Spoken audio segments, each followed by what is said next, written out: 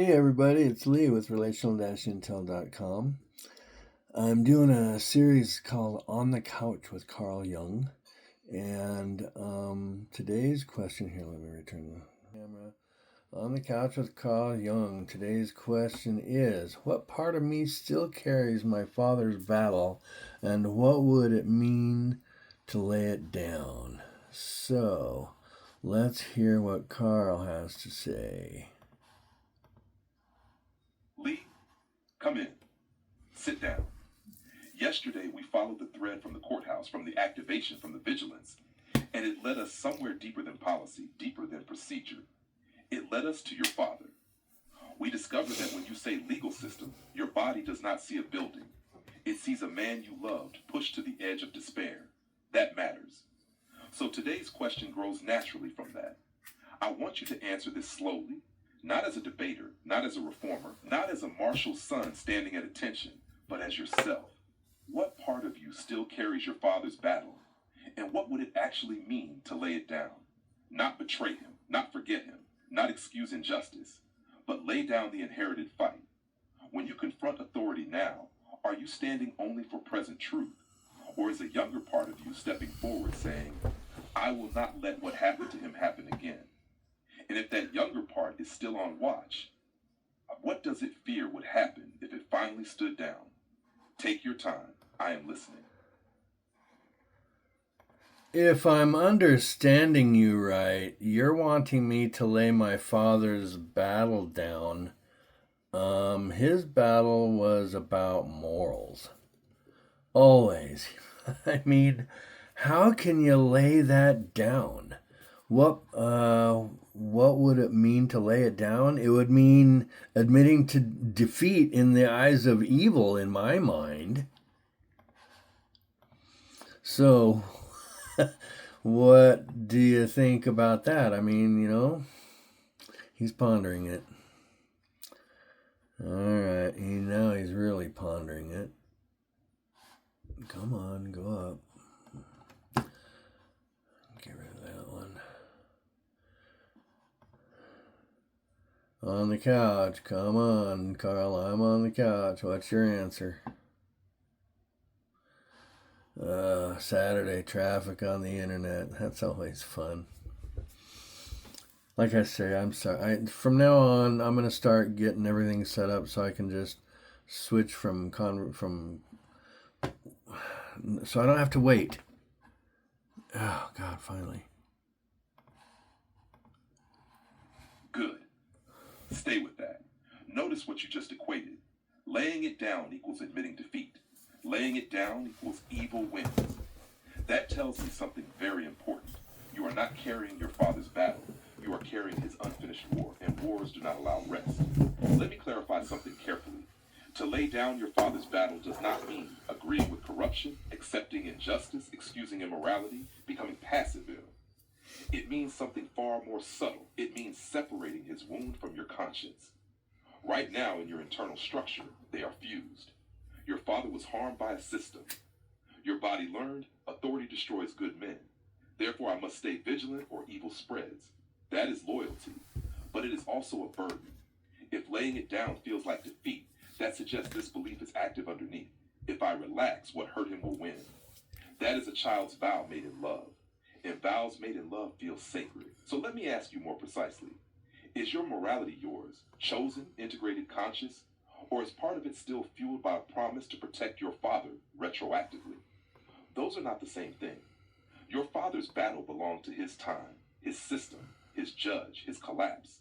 Your integrity today does not require you to remain in combat stance 24/7. You can oppose injustice without being at war. You can... Okay, Carl. Okay, so I think you're going to the extreme on this because this happened. He tried to commit suicide when I was a teenager, and I'm 60 years old now. I mean, this was a long time ago.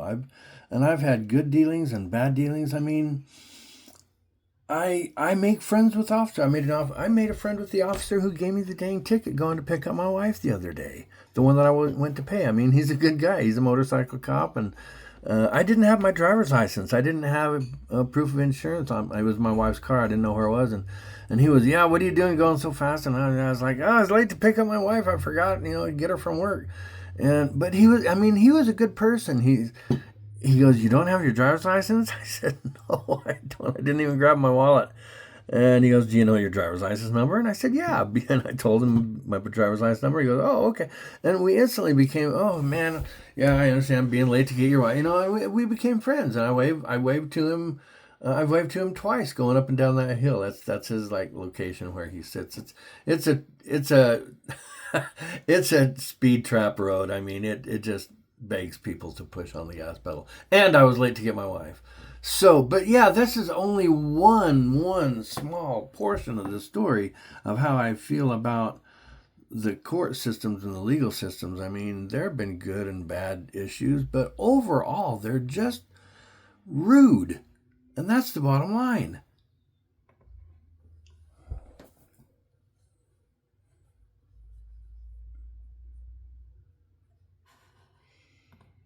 So, you think the system itself is rude, do you?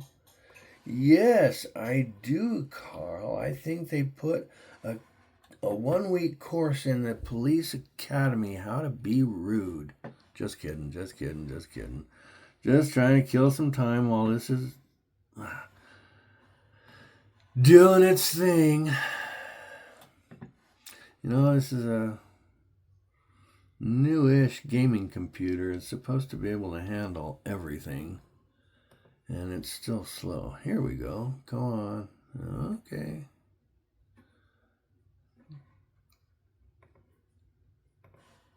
Okay, Carl. Come on. Good. That's grounded. Stay there. You just did something important. You introduced complexity. If this were purely your father's war, every officer would feel like the enemy. But you just described friendship, humor, mutual understanding, waving on the hill. That matters. So let's refine this instead of dramatizing it. This is not authority destroys good men. And it's not all police are corrupt. What you're reacting to most strongly isn't power. It's disrespect.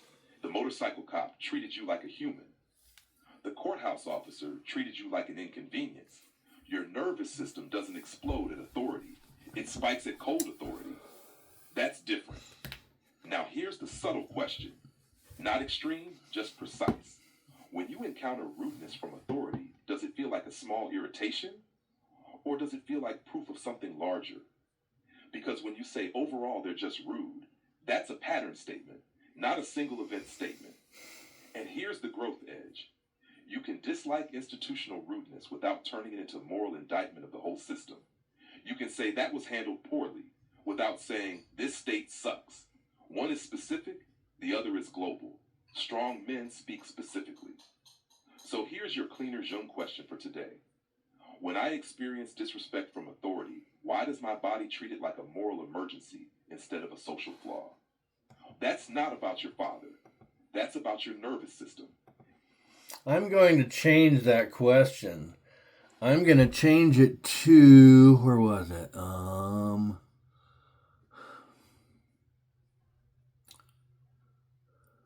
When I experience disrespect,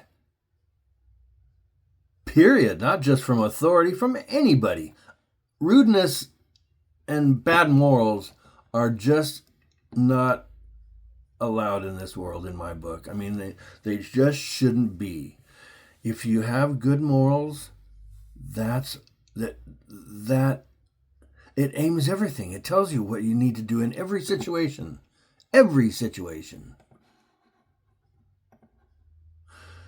You didn't hear that. I'm saying I have a problem with morals. Not only, you said, when I experience disrespect from authority. No, when I experience disrespect, why does my body treat it like a moral emergency instead of a social flaw? Yeah, it's not from authority. It's from everybody.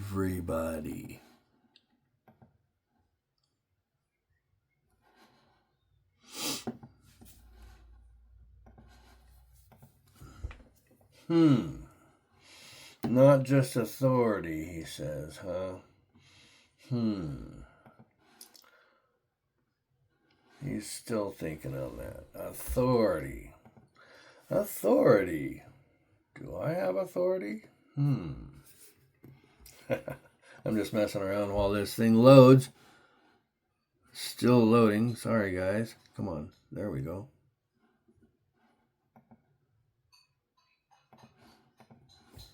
Good. That's clearer. Then let's strip authority out of it. You're not reacting to badges, you're reacting to violations of moral code. For you, disrespect isn't a personality flaw. It's a signal that the moral fabric just tore. Most people file rudeness under annoying. You file it under wrong.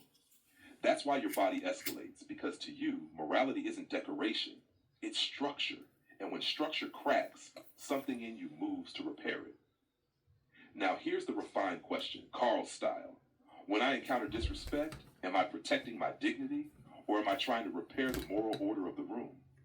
Those are not the same. Protecting dignity is contained. Repairing the moral order is expansive and exhausting. You don't have a problem with morals.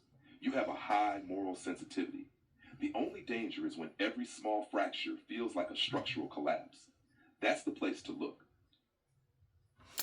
Well, okay, Carl, thank you. Come back to On the Couch with Carl tomorrow if you want to continue that question. Or go to here we go. Go to relational-intel.com. I've got all kinds of great minds, guys. You know that. I've told you that before. Just scroll down to the great minds. They're under